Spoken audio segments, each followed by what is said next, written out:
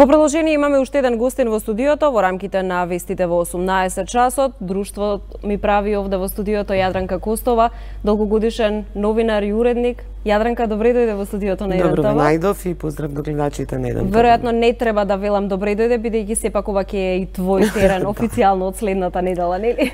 Од следната недела и јас ќе бидам домаќин на програмата секој петок. Така што петокот е резервиран за нели моите новинарски идеи, уреднички, иако во целиот тој дел има доста други содржини забавни кои до сега одеа на програмата на Еден ТВ. Ете таква, токму во петок најавуваме што ќе се случува од следниот петок, нели, кога Јадранка Костова ќе биде уредникот на отвореното студио 1. Ако јас треба да размислувам за Јадранка Костова, нели главниот впечаток е дека сепак станува збор за новинар кој што е синоним за печатен медиум. Од каде сега предизвикот токму во овој момент да се влезе во телевизија? Сметате дека сум синоним за печатен медиум затоа што сте помлада. Да. Јас сум последните 15 години главен уредник бев на Фокус и уште сум, мислам сега сум директор на Фокус, има друг главен уредник. Но предходните години јас започнав со телевизиско новинарство во МТВ. Да, меѓутоа тоа ми беше нели после толку време сепак се враќате во телевизија. Кога 2003 преминав во печатен медиум, ми беше малку чудно колку ќе се снајдам, бидејќи јас размислував телевизиски. Ако правам интервју, да кажеме, нели, кој што е битно во тој момент, каде да гледате, камерата што да даде, што и да правите, прилог да снимат. Кога преминав во Фокус и кога се посветив на печатен медиум, морав да се преориентирам на друг тип на размислување во реализација на моите идеи. И мислам дека тоа ќе биде привремено, да речем, неколку години, затоа што сметам дека ја доста инвестира во телевизиското новинарство. После неколку години сватив дека мене ми е поубаво во Весникот. Работев со Никола Младенов, имав целата слобода и тука се пронајдов себе си. И потоа реков, никогаш нема да се вратам на екран. Иако во сиве овие години одев на разни дебати. Не планирав на вистина, ова многу брзо дојде, но како велат во животот, ќе ви се спојат некакви коцкички и едноставно одлуката беше да го прифатам овој ангажман. Иако имаше некакви шпекулации дека јас заминувам од Фокус, тоа не е точно, значи јас останувам да работам во Фокус, тоа и досега што го работев, но голем предизвик ми е еве овој ангажман во Еден ТВ. Телевизијата покажува прво еден навистина професионален и темелен пристап во целата работа, за целата програма. Потоа тука има една млада екипа на која раководството сака да направи препознатливи имиња и тоа е добро и тоа треба да се подржи. Но еве доаѓаат и, да не речам сега, нели помлади, па ние постарите, да речам поискусните. И мене ова ми се допаѓа, има овде една фина, позитивна атмосфера со тие колеги, јас сум работела со Анета Кочишки долго време, со Ордановски, Кабрамов, Чомовски, значи тоа се луѓе, денеска веќе разбрав, дојде и Борјан Јовановски, јас тие луѓе ги знам уште во македонска телевизија, радиотелевизија која работевме. Така што мене ова ми е сега за сега, нели, уште не сме стартувале, но ја мислам дека таа тимска работа ќе даде одлични резултати. Еве вака. Обично не сум нели секогаш оптимист, но ова мислам дека ќе има ефект. Во оваа ситуација кога главните звезди, така да се изразам, во државата се политичарите, не зборувам само за предреферендумскиот период, меѓутоа изминатите години од политичка криза до буквално секој можни избори, секоја година нови избори, се чини дека најголемите звезди дефинитивно се политичарите. Што е она што во овие моменти недостасува веројатно на публиката или пак можеби сепак не и недостасува, бидејќи е, да речам, преоптоварена со тоа што и се сервира, меѓутоа што вие лично мислите дека недостасува? Би требало повеќе забавни емисии, тоа забавни од оние малку по-грандиозни, да кажам. Што ги има на, еве, барем во соседството може да се види. Не зборам за оној Турбафол, зборам за забавот. Еве, емисијата на Сергеј за мене е исто полн погодок. Така. Да специфично нешто. Но ова е Балкан. Политиката доминира. Од тоа не можете да избегате. Некаде во европските држави со долга демократска традиција, тие и не знаат како им се викаат ни министрите, ни нели премиерот. Ние буквално знаеме и каде одат на одмор и на продолжен викенд. И тоа е тоа. Сега телевизијата треба да ги следи нели таквите движења, но треба и да едуцира, да наметнува некакви стандарди кај граѓаните. Мислам дека тука треба некаде да се направат некои компромиси. Не е само да следите, нели, сакаат турски серии, сега цел ден ќе давате турски серии, турбо фолк емисии. Може да се најде еден пософистициран, нели, културно забавен проект кој може да биде и гледан, одлично гледан, но и да има повратно влијание врз самите гледачи. Така. Еве, јас не сум од забавната програма, ма се еве посветив на тоа време. Токму на тоа. Меѓутоа, кога сме кај оној дел, незабавниот дел, нели, кога зборуваме за политиката и за најактуелните дневни случувања, каква е вашата размисла околу тоа што треба да биде опфатено во отвореното студио 1 и како да биде опфатено за сепак да се разликува од останатите содржини кои што ги нудат останатите телевизиски куќи? Па фактот дека ќе има еден домаќин на денот, ние денеска правевме некоја ориентациона шема, нели како би изгледало тоа, треба да ја додефинираме, но говорам дека како домаќини ќе имаме и повеќе разговори во студио. Денеска и се насмеав, наместо Сашо Ордановски да ме вика, како што беше пред неколку месеци гостин, ние можеме и самите, што сме секој ден домаќини, да правиме одредени дебати. Пошто сите сме на некој начин, нели, со цврсти ставови за нешто, можеме и да полемизираме. Мислам дека ќе се осети таа енергија во сето тоа. Битно е да има динамика. И битно е и ние да бидеме сугестибилни, да допираме до гледачите. А често пати говорев кога бев во телевизија, ако вие како нели новинар сега водител или јас како водител ми е здодевно. Јас таа здодевност ќе ја пренесам на нешто не гледа. Ако ние уживаме во ова што го работиме, ако сме внесени, вие ќе го привлечете вниманието, ќе сакаат да ве гледаат. Така да тоа е мојот рецепт, што сметам дека дава резултати. Кога зборуваме конкретно за дневните настани, за дневните информации, сметаш ли дека сепак фокусот треба да се стави можеби повеќе? Тоа е она со кој што буквално во ова студио како гостин во вестите во 18 часот го разговарав и со Сашо Ордановски, кој што истакна дека сепак на вистина недостасуваат оние граѓански теми, она што на вистина реално го интересира нашиот гледач. Зборуваме за случаи како малата Софија, на која што секако оваа телевизиска куќа и понуди огромна помош за да се излекува. Случаи како малата Тамара претходно. Се занемаруваат ли тие кога еве трчаме по изјавите од политичарите? Порталите и медиумите имаат доста такви приказни. Погледнете вие по социјалните мрежи колку пати се бараат донации, помош за болни деца, за болни лица. И мислам, има одек од граѓаниве. Сепак сакаат да помогнат и медиумите успеваат да кренат на повисоко ниво такви теми за конкретни случаи. Мислам дека ни фали во моментот во телевизиите, бидејќи јас стартува во МТВ во скопска програма, не ни е опфатен градот со сите колку општини има. Вие да имате по еден репортер, има страшни проблеми во сите општини наши. Тука се носат одлуки, дупки, тротоари, тоа се секојдневните проблеми. Мислам дека е тоа занемарено, мислам дека нема, не мислам, него берем од оние телевизии што ги гледам, тоа ми недостасува. Така.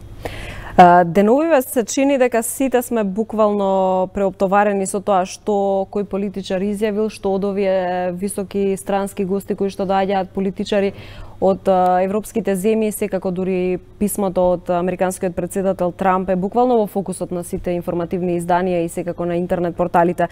Постојано се зборува и политичарите и економистите, секој си го упфаќа аспектот кој што нели сам го толкува кои ќе се придобивките од влезот во Европската унија, во НАТО, понатаму по референдумот. Можеме ли да зборуваме за придобивки во новинарството, во квалитетот на содржините на медиумите, дали пишани, дали телевизиски? Па на секој план. За се треба некаква традиција. Нас ни недостасува демократската традиција. Ние изгубивме чувство да дебатираме. Јас или на телевизиите кога се организира некаква дебата, или се истомисленици, горе-долу, нели, 90% со истомислење, или ако дојдат со спротиставени мислења, тоа не се следи. Секој зборува, не се дослушува. Да. Мене ми станува напорно тоа да го гледам. Јас сум ги правела дуелите на стартот во МТВ. Јас сум уживала во тие дуели. Јас ке споменам еден од првите беа Владимир Милчин и Љубиша Георгиевски режисерот. И беше дали на Македонија 93-та и треба револуција или еволуција во демократски ред. Јас уживав, тоа беше дебата. И последниве години не станува збор, нема размена на мислење. Тоа се како навиени, надвикување и јас губам интерес тоа да го следам. Дали ова може би некаква најава или ветување до гледачите дека сепак тоа ќе биде она кон кое што ќе целите во отвореното студио секој петок? Па ќе видиме како тече времето, мислам дека добро е да има разни форми. Так. Да биде разнолико. И добро е секој од нас си има свој имидж на крајот на криштата. Да не бидеме унифицирани. Тоа е предноста и нашето искуство, да. Така да ја верувам дека проектот ќе успее. Да го искористам вашето присуство овде. Сте човек кој што важите дека имате цврст став за буквално се што се случува. Да ги искоментираме посетите на тоа со кој што ги отворивме вестите во 18 часот и денеска изминативе денови посетите на оние. Утре доаѓа и Ангела Меркел. Така, Ангела Меркел, денеска Себастијан Курц, меѓутоа еве првото прашање нека биде во однос на посетите на овие странски гости, а второто прашање нека биде за гафот кој што се случи денеска. Знамето кое што беше ставено гафот што се случи, владата треба да испита чија е одговорноста. Ние секогаш, еве, намерна или ненамерна грешка, треба да сноси некоја одговорност. Да се научиме дека треба да одговараме за своите грешки. Дури еве ненамерно да е. Значи не помислувам сега дека некој правил некаква завера, не знам. Сите овие посети, особено еве утрешната на германската канцеларка која доаѓа со неколку министри, говори за важноста на европскиве центри на моќ. А Германија е еден од тие, и Германија е пријател на Македонија, од кое значење е референдумот на 30 септември. Колку допира тоа, не можам во моментот да проценам, бидејќи јас имам став, јас ќе излезам и ќе гласам за. Јас сум за европската иднина, така го доживувам. Во Македонија има драматични разлики за една иста работа. Ја мислам дека луѓето дури не можат да се согласат дали е ден или е ноќ сега, дали ова црно или е бело. Мислам дека ваква прилика во иднина нема да имаме. Како што реков и за мојот ангажман, треба да се поклопат некои коцки. Сега е таков моментот на Балканот. И сега е интересот на европскиве демократии и на Соединетите американски држави да влеземе на тие евроатлантски шини за кои сите нели се декларираа дека се за. Да, договорот од Преспа и тој има различни толкувања. Но, ако го земете искуството во Србија за Косово, Милошевиќ, верувајте, секоја наредни собири и оби за договарање, ситуацијата одеше се подолу и подолу. Јас не верувам дека во иднина или дека опозиција, мислам, дај Боже да може, но јас реално гледано не верувам дека ќе може да се постигне нешто повеќе. Успехот за овој договор го гледам во зачувување на македонскиот јазик и идентитет. нели секој кој говори на оваа тема на почеток треба да каже да, ова не е фер, да, ние сме. Значи тоа веќе 20 кусур години го зборуваме и не верувам нема човек кој нели сакал да менува. Но треба да се биде реалист. Значи стратешки кај сакаме, геостратешки, геополитички и да се повлече тој чекор. Така што ова доаѓањето и на Столтенберг, и на Курц, и на цела екипа од германскиот врв го потврдува тоа. И тоа е за таа и цел, да се пратат пораки овде до граѓаните. Ангела Меркел доаѓа токму на денот кога Македонија ја одбележува својата независност, а од друга страна знаеме дека пораката од опозицијската ВМРО ДПМН, поточно од Мицковски лично беше дека сепак Заев не треба да организира одбележување на ден на независност кога ги распродава националните интереси или еве да не ставам зборови во устан или точно како беше пораката. Еве и тоа да го искоментираме. Па добро, опозицијата малку е интересно е. Ајде, тој збор ќе го потребам. Партијата која го измисли дека за преговорите со Грција ќе се оди на референдум и тоа со години го зборуваше, тоа го прифатија и другите партии. Јас од самиот старт сметав дека не е тоа за на референдум. Затоа што на референдум вие треба да ви излезат нели над 50%, 50 плюс 1, и мнозинството, значи со 26% народот ќе зациментира таква една крупна одлука.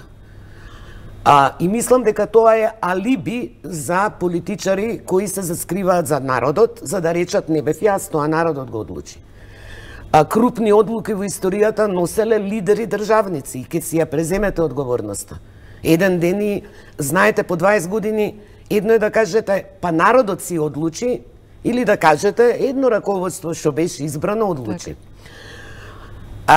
И сега видете како им се удира од глава тоа. Референдум, референдум, на референдум, без референдум. И сега доаѓаат и тие немаат став за референдум.